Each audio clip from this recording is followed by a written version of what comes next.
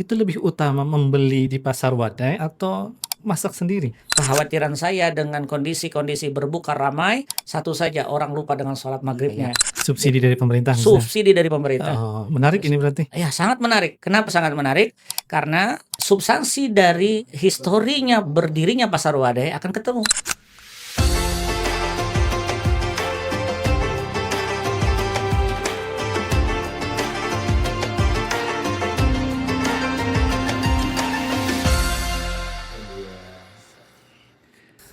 Nah, sekarang kita yang menarik biasanya di bulan Ramadan, Ustaz, itu ada pasar wadai Ramadan.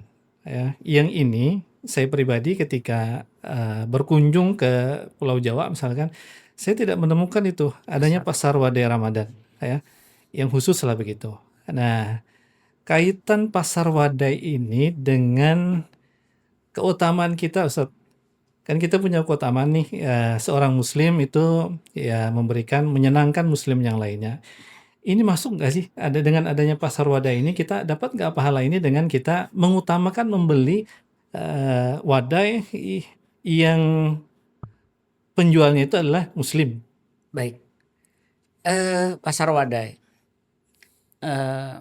Keislaman seseorang itu tidak bisa lepas di mana dia hidup. Dan itu menjadi target-target analisa orang-orang akademisi.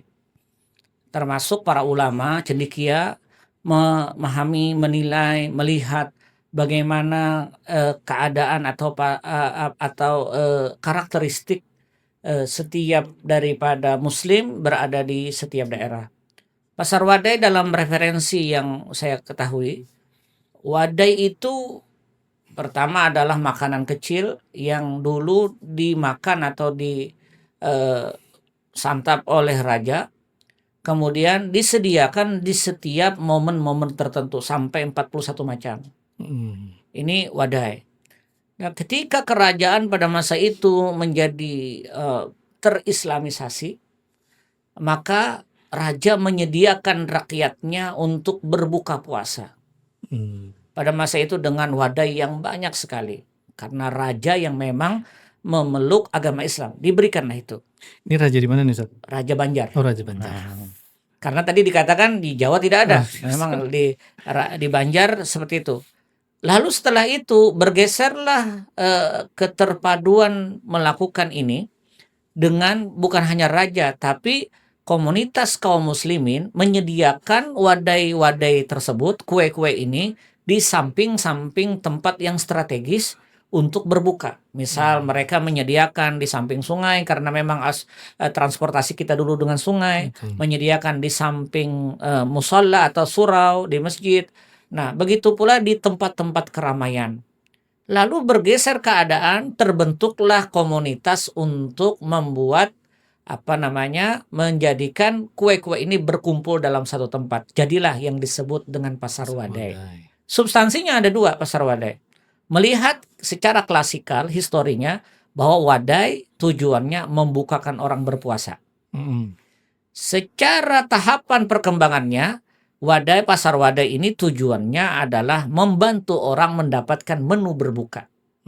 Jadi kalau dalam bahasa dalam bahasa hadisnya, yang pertama terkait dengan manfaat rasa iman, barang siapa membukakan orang yang berpuasa, maka baginya pahala dan pahala orang yang membukakannya. Hadis ini masuk ini. Karena memang tujuan raja waktu itu membukakan rakyatnya. Dan yang kedua, kalau nanti dianalisa bahwa kaum muslimin menyediakan kue-kue ini untuk memberikan kemudahan, berarti masuk dalam sarana yang tadi dikatakan, yaitu memasukkan sarana baik atau kebahagiaan kepada orang lain. Dan di situ juga termasuk daripada hadis Nabi, kanan Nabi sallallahu alaihi wasallam ajwadan nas wa ajwada ma yakunu fir Ramadan. Nabi itu orang yang paling dermawan, dan paling dermawan terlihat ketika bulan Ramadan. Sampai Jibril datang setiap hari untuk mengajarkan Al-Quran, dan Rasul terlihat seperti angin yang bertiup kebaikannya. Maksudnya sangat dermawan. Jadi kalau pasar wadai kita kaitkan dengan pendekatan hadis ini, maka wajar saja pasar wadai bertahan sampai sekarang karena nilai tradisinya mengandung nilai keislaman. Kalau ditimbang-timbang ke keluarga muslim, Ustaz, Baik, dengan pendekatan hadis tadi, kita nih keluarga muslim, apalagi keluarga muda nih, yang kira-kira kalau dia buka puasa malas masak nih kira-kira ya kan. baik. Nah, itu lebih utama membeli di pasar wadai atau masak sendiri? Oh, ya baik, berarti itu kondisinya kondisional. Bagi orang yang targetnya ibadah di bulan Ramadan, maka sangat membantu dia membeli. Lebih bagus ya? Lebih enak, lebih bagus, dan lebih memanage waktunya untuk misalnya targetnya saya harus hatam Quran per 3 hari. Daripada saya bingung memikirkan masak, lebih baik saya pergi ke pasar wadai sebentar dan seterusnya. Tapi kekhawatiran saya dengan kondisi-kondisi berbuka ramai, satu saja orang lupa dengan sholat maghribnya. Jadi itu saja sebenarnya. Kalau tradisi untuk berkumpul dan mereka makan bersama adalah bagian daripada kebaikan. Dan itu sangat dituntut di dalam hukum agama. Nah, sama tadi kalau mana yang mau dilakukan, apakah membeli atau masak sendiri? Lihat targetnya dulu di bulan Ramadan. Targetnya ibadah dan dia tidak mau direpotkan dengan sesuatu yang kecil, silahkan beli dan duitnya pun ada. Kalau dia ingin menyenangkan hati suaminya, saya masak dulu karena Ramadan lebih tinggi pahalanya dibandingkan di luar Ramadan. Lalu dia beli sesuatu bahan yang mentah, lalu dia olah, dia bikin masakan yang bisa menyenangkan hati suaminya. Agar pasar wadai ini berbuah pahala dan keberkahan, kira-kira bagaimana nih, Ustaz? Pertama, pasar wadai ini adalah produk budaya. Dia tradisi yang diformat tujuannya membantu kaum muslimin mendapatkan menu hidangan makanan.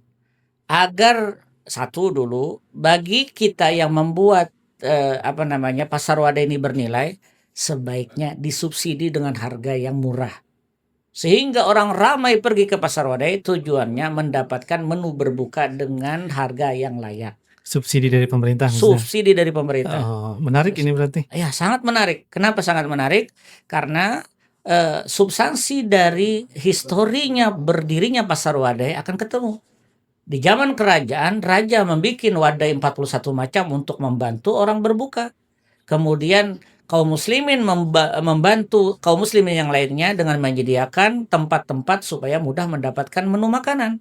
Di zaman sekarang, selain itu menghidupkan ekonomi rakyat, tidak salahnya kalau disubsidi dengan subsidi yang lumayan, para masyarakat yang dulu tidak bisa makan mewah atau tidak bisa makan yang lezat, dia akan dapatkan di pasar wadai sehingga nilai ibadahnya terlihat ganda. Belum pernah rasanya ya. Belum ada. Mudah-mudahan tahun ini kali ya. Amin. Amin. Bicara